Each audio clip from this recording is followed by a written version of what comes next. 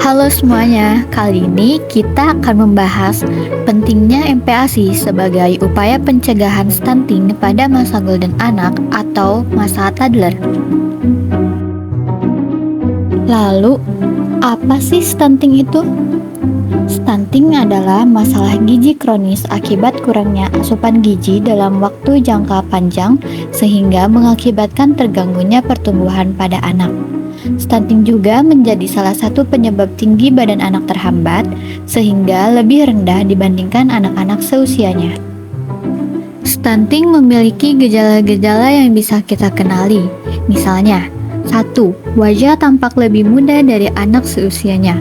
2. Pertumbuhan tubuh dan gigi yang terlambat.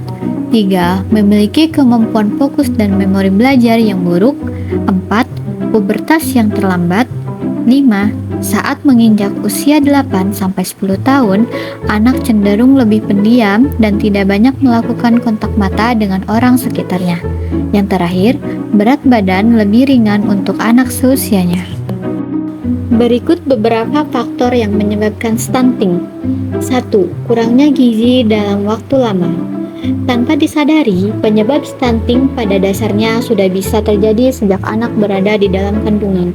Sebab sejak di dalam kandungan, anak bisa jadi mengalami masalah kurang gizi. Kekurangan gizi sejak dalam kandungan inilah yang juga bisa menyebabkan kondisi stunting pada anak. Yang kedua, pola asuh kurang efektif. Pola asuh yang kurang efektif juga menjadi salah satu penyebab stunting pada anak. Pola asuh di sini berkaitan dengan perilaku dan praktik pemberian makanan kepada anak. Bila orang tua tidak memberikan asupan gizi yang baik, maka anak bisa mengalami stunting. Selain itu, faktor ibu yang masa remaja dan kehamilannya kurang nutrisi, serta masa laktasi yang kurang baik juga dapat mempengaruhi pertumbuhan dan otak anak. Yang ketiga, pola makan. Rendahnya akses terhadap makanan dengan nilai gizi tinggi serta menu makanan yang tidak seimbang dapat mempengaruhi pertumbuhan anak dan meningkatkan risiko stunting. Hal ini dikarenakan ibu kurang mengerti tentang konsep gizi sebelum, saat, dan setelah melahirkan. Keempat, tidak melakukan perawatan pasca melahirkan. Setelah bayi lahir, sebaiknya ibu dan bayi menerima perawatan pasca melahirkan. Sangat dianjurkan juga bagi bayi untuk langsung menerima asupan ASI agar dapat memperkuat sistem imunitasnya. Perawatan pasca melahirkan dianggap perlu untuk mendeteksi gangguan yang mungkin dialami ibu dan anak pasca persalinan. Yang kelima, gangguan mental dan hipertensi pada ibu. Serta yang keenam yaitu sakit infeksi yang berulang, dan yang terakhir yaitu faktor sanitasi. Sanitasi yang buruk serta keterbatasan akses pada air bersih akan mempertinggi risiko stunting pada anak. Bila anak tumbuh di lingkungan dengan sanitasi dan kondisi air yang tidak layak, hal ini dapat mempengaruhi pertumbuhannya. Rendahnya akses terhadap pelayanan kesehatan juga merupakan salah satu faktor penyebab stunting. Lalu, bagaimana cara mencegah stunting? Yang pertama, pahami konsep gizi. Pastikan ibu mendapatkan asupan gizi yang cukup setiap hari, terlebih saat masa kehamilan. Pahami konsep gizi dengan baik dan terapkan dalam pola asuh anak. Yang kedua, pilihan menu beragam. Upayakan untuk selalu memberikan menu makanan yang beragam untuk anak. Jangan lupakan faktor gizi dan nutrisi yang dibutuhkan mereka setiap harinya. Saat masa kehamilan dan setelahnya, ibu pun perlu mendapatkan gizi yang baik dan seimbang agar dapat menghindari masalah stunting. Yang ketiga, pemeriksaan rutin. Selama masa kehamilan, ibu perlu melakukan check-up atau pemeriksaan rutin untuk memastikan berat badan sesuai dengan usia kehamilan.